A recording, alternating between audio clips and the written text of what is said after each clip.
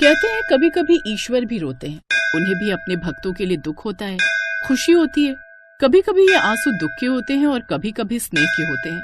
लेकिन भगवान के आंसू केवल जल की बूंदें नहीं होते, वो करुणा, प्रेम और शक्ति का प्रतीक होते हैं। यही आंसू जब धरती पर गिरते हैं तो कुछ दिव्य प्रकट होता है। ऐसा ही एक चमत्कार हुआ जब भगवान शिव के आंसुओं से जन्मा रुद्राक्ष। एक दिन माता पार्वती कैलाश पर्वत पर शिव जी के पास बैठी थी। शिव जी के हाथ में रुद्राक्ष की माला थी। हिमालय की शीतल वायु बह रही थी और चारों ओर शांति थी। माता पार्वती ने जब भगवान शिव के हाथ में रुद्राक्ष की माला देखी तो उनके मन में एक विचार आया और वो भगवान शिव से बोली, स्वामी, मैंने सुना है कि ये रुद्राक्ष कोई साधारण माला नहीं है, इसका जन्म भी असाधारण रूप से हुआ है। क्या आप मुझे इसकी उत्पत्ति के बारे में विस्तार से बताएंगे? मेरी बहुत इच्छा है रुद्राक्ष की उत्पत्ति के बारे में जानने की, ताकि लोगों को इसकी उत्पत्ति के बारे में पता चल सके। कृपया मुझे इसके बारे में बताइए स्वामी। क्यों नहीं देवी, अवश्य। मैं तुम्हें रुद्राक्ष के बारे में संपूर्ण कथा बताऊंगा। देवी पार्वती, ये सत्य है कि रुद्राक्ष की उत्पत्ति साधारण नहीं है। इसका जन्म मेरे करुणा से भरे आंसुओं से हुआ है। मैं तुम्हें इसकी कथा सुनाता हूँ। शिव जी ने माता पार्वती को अपने आंसुओं से हुई रुद्राक्ष की उत्पत्ति की कथा सुनानी प्रारंभ की। देवी पार्वती, सृष्टि के आरंभ में जब चारों ओर अराजकता थी, तब मैंने संपूर्ण ब्रह्मांड की रक्षा और संतुलन के लिए गहन तपस्या की। मैं हजारों वर्षों तक ध्यान में लीन रहा। इस दौरान मैंने संसार के समस्त प्राणियों की पीड़ा और उनके दुखों को अनुभव किया। जब मैंने अपने ध्यान से आंखें खोली तो मेरी दृष्टि संपूर्ण सृष्टि पर पड़ी। मैंने देखा कि धर्म बढ़ रहा है, असुर निर्दोष प्राणियों पर अत्याचार कर रहे हैं, भक्ति का मार्ग कठिन होता जा रहा है। ये देखकर मेरा हृदय करुणा से भर उठा। मेरी आंखों से अश्रु की कुछ बूंदें टपक पड़ी और पृथ्वी पर गिर गईं। जहाँ जहाँ मेरे आंसू गिरे वहाँ वहाँ रुद्राक्ष के वृक्ष उत्पन्न हो गए। स्वामी, आपने सदैव ही भक्तों के दुख को दूर करने के लिए गहन तपस्या की है। आपकी कोमल करुणा से भरी बातें सुनकर मेरा हृदय भी भर आया है। स्वामी, फिर तो आपके पूजन के लिए रुद्राक्ष का भी अत्यंत महत्व होगा। स्वामी, रुद्राक्ष के महत्व के बारे में बताइए। अवश्य देवी पार्वती, ये रुद्राक्ष बहुत ही चमत्कारी है। जो भी मेरे इन आंसुओं से उत्पन्न हुए रुद्राक्ष को धारण करेगा, वो सभी पापों से मुक्त होगा और उसे दिव्य ऊर्जा प्राप्त होगी। मैं तुम्हें इसके महत्व की कहानी सुनाता हूँ। प्राचीन काल में भद्रक नामक एक पराक्रमी राजा हुआ करता था। वो बहुत धर्मपरायण परंतु भोग विलास में लिप्त रहने वाला था। उसके राज्य में संपत्ति और वैभव की कोई कमी नहीं थी, लेकिन उसके मन में सदैव अशांति बनी रहती थी। एक दिन राजा भद्रक ने सोचा, मेरे पास सब कुछ है, फिर भी मन में इतनी बेचैनी क्यों बनी रहती है। ये सोचकर वो अपने गुरुओं और विद्वानों के पास गया, लेकिन उसे समाधान नहीं मिला। राजा भद्रक एक दिन वन में शिकार करने गया। वहां उसकी भेंट एक तेजस्वी महर्षि से हुई जो तपस्या में लीन थे। राजा ने उनके पास जाकर अपनी व्यथा सुनाई और पूछा, हे महर्षि, मेरे पास सब सुख सुविधाएं हैं, फिर भी मुझे मानसिक शांति क्यों नहीं मिलती। हे राजन, तुम्हारी ये व्याकुलता तभी शांत होगी जब तुम भगवान शिव का आशीर्वाद प्राप्त करोगे। इसके लिए तुम्हें एक विशेष चीज धारण करनी होगी, जिसका नाम है रुद्राक्ष। रुद्राक्ष? हाँ राजन, रुद्राक्ष, जो भगवान शिव के अश्रु से उत्पन्न हुआ है। ये केवल एक माला नहीं, बल्कि स्वयं महादेव की कृपा का प्रतीक है। जो इसे धारण करता है, उसके सभी दुख समाप्त हो जाते हैं और उसे परम शांति प्राप्त होती है। हे महर्षि, मुझे रुद्राक्ष प्राप्त करने के लिए क्या करना होगा?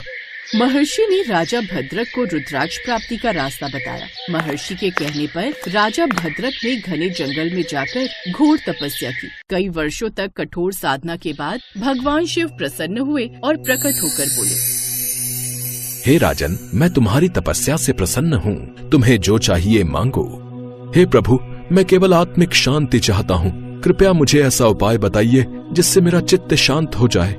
भगवान शिव ने प्रसन्न होकर अपनी जटाओं से एक दिव्य रुद्राक्ष निकालकर राजा को दिया और बोले, राजन, इसे धारण करो। ये तुम्हें मन की शांति, शक्ति और मोक्ष प्रदान करेगा। आपका बहुत बहुत धन्यवाद प्रभु, आपने मेरे मन की सारी चिंताएं दूर कर दी। राजा ने जैसे ही उस रुद्राक्ष को धारण किया, उसकी समस्त चिंताएं समाप्त हो गई और वह अत्यंत शांत अनुभव करने लगा। इसके बाद राजा भद्रक ने अपने राज्य में सभी को रुद्राक्ष धारण करने की प्रेरणा दी और शिव भक्ति का प्रचार किया। भगवान शिव के मुख से रुद्राक्ष की उत्पत्ति और चमत्कार की कथा सुनकर माता पार्वती बहुत प्रसन्न हुई। स्वामी, फिर तो आपका स्वरूप रुद्राक्ष बहुत ही लाभकारी है। आपके सभी भक्तों को रुद्राक्ष धारण करना चाहिए ताकि उनका मन शांत रहे। हाँ देवी पार्वती, मेरा रुद्राक्ष धारण करने से मन को शांति प्राप्त होती है। रुद्राक्ष में बहुत शक्ति है, इसीलिए मैंने अपने स्वरूप के रूप में रुद्राक्ष को उत्पन्न किया था ताकि मेरे भक्तों के मन को शांति प्राप्त हो। भगवान शिव और माता पार्वती के इस वार्तालाप में सभी भक्तों को रुद्राक्ष के बारे में जानकारी दी। इस कथा से हमें यही सीख मिलती है कि भौतिक सुख सुविधाएं होने के बावजूद मानसिक शांति केवल भगवान की कृपा और आध्यात्मिक साधना से ही प्राप्त होती है। रुद्राक्ष का नाम 2 शब्दों से मिलकर बना है, रुद्र यानी शिव और अक्ष यानी आंसू। इसीलिए रुद्राक्ष शिव जी के आंसुओं का प्रतीक है। शिव पुराण के अनुसार रुद्राक्ष के विभिन्न मुख होते हैं और प्रत्येक मुख का एक विशेष प्रभाव और महत्व है। एक मुखी रुद्राक्ष शिव का साक्षात स्वरूप माना जाता है, जबकि पंचमुखी रुद्राक्ष सबसे आम और कल्याणकारी होता है। ऐसे ही 11 मुखी, 12 मुखी, 14 मुखी गौरी शंकर रुद्राक्ष, गणेश रुद्राक्ष आदि अन्य रुद्राक्ष भी बहुत ही शक्तिशाली फल देने वाले हैं। इस प्रकार रुद्राक्ष की उत्पत्ति स्वयं भगवान शिव के करुणा भरे आंसुओं से हुई और ये आज भी उनकी कृपा का प्रतीक माना जाता है।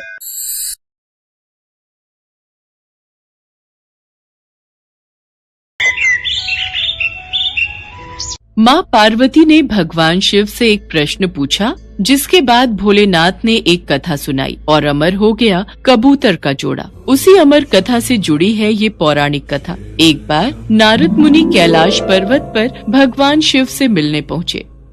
नारायण नारायण, प्रणाम माते। आइए देवर्षि नारद, कैसे आना हुआ? माते, मैं तो भगवान शिव और आपके दर्शन करने आया हूँ, पर महादेव कहीं दिखाई नहीं दे रहे। वे तो भ्रमण के लिए गए हैं, कुछ देर में लौटेंगे। देवर्षि नारद माँ पार्वती से वार्तालाप करने लगे। तभी उन्होंने माँ पार्वती से पूछा, माते, क्या आप अमर कथा के बारे में जानती हैं? अमर कथा? वो कौन सी कथा है? उसके बारे में तो मैं नहीं जानती। नारायण नारायण, माते, जब भगवान भोलेनाथ आएंगे तब आप उनसे इस बारे में पूछना। अच्छा माते, मैं चलता हूँ। नारायण नारायण। पार्वती माता सोच में पड़ गई कि ऐसी कौन सी कथा है जो स्वामी ने मुझसे नहीं कही। तभी भोलेनाथ कैलाश पर लौट आते हैं। माता पार्वती उनसे इस बारे में चर्चा करती हैं।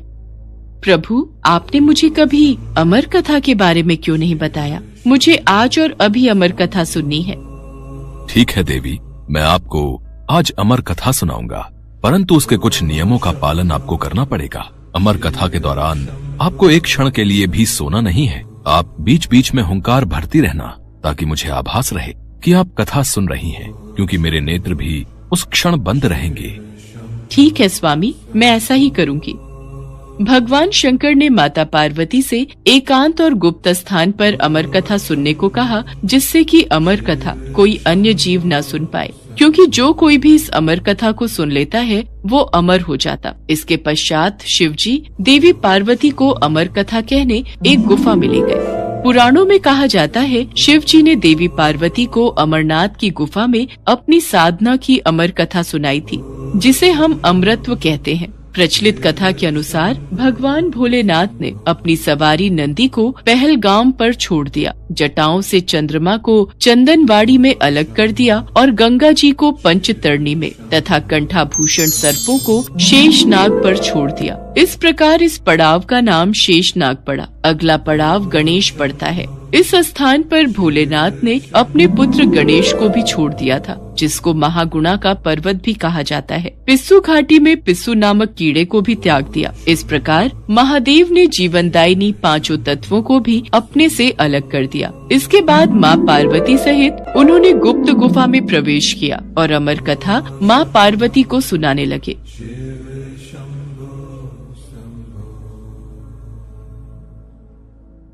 पर कथा सुनते सुनते देवी पार्वती को नींद आ गई और वो सो गईं। जिसका शिव जी को पता नहीं चला। भगवान शिव अमर होने की कथा सुनाते रहे। उस समय 2 सफेद कबूतर शिव जी से कथा सुन रहे थे और बीच बीच में गूं गूं की आवाज निकाल रहे थे। शिव जी को लगा कि माता पार्वती कथा सुन रही हैं और बीच बीच में हुंकार भर रही हैं। इस तरह दोनों कबूतरों ने अमर होने की पूरी कथा सुन ली थी। कथा समाप्त होने पर शिव जी का ध्यान देवी पार्वती की ओर गया, जो सो रही थी। अरे, देवी पार्वती तो गहरी निद्रा में है, तो फिर ये हुंकार कौन भर रहा था? अचानक महादेव की दृष्टि अमर कथा को सुनते उन कबूतरों पर पड़ी तो वे क्रोधित हो गए और उन्हें मारने के लिए आगे बढ़े। मेरे क्रोध से तुम दोनों को कोई नहीं बचा सकता, तुम्हें इसका दंड अवश्य मिलेगा। हे प्रभु, हमें क्षमा कीजिए, हमने अनजाने में ही भूल की, पर हमने आपसे अमर होने की कथा सुनी है। यदि आप हमें मार देंगे तो अमर होने की ये कथा झूठी हो जाएगी। इस पर भगवान शिव का क्रोध शांत हो गया। प्रभु, इन दोनों का इसमें कोई दोष नहीं। मैं गहरी निद्रा में सो गई थी। मैंने आपके आदेश का पालन नहीं किया, इसलिए इन दोनों को क्षमा कर दीजिए। भगवान शिव जानते थे कि अनजाने ही सही पर कबूतरों ने अमर कथा को सुन लिया था, इसलिए वे दोनों अमर हो चुके हैं। इस पर महादेव ने कबूतरों को जीवित छोड़ दिया। भगवान शिव के आशीर्वाद से वो कबूतर का जोड़ा अजर अमर हो गया। कहते हैं आज भी इन दोनों कबूतरों का दर्शन भक्तों को इस गुफा में प्राप्त होता है और तब से ये गुफा अमर कथा की साक्षी हो गई व इसका नाम अमरनाथ गुफा के नाम से प्रसिद्ध हो गया।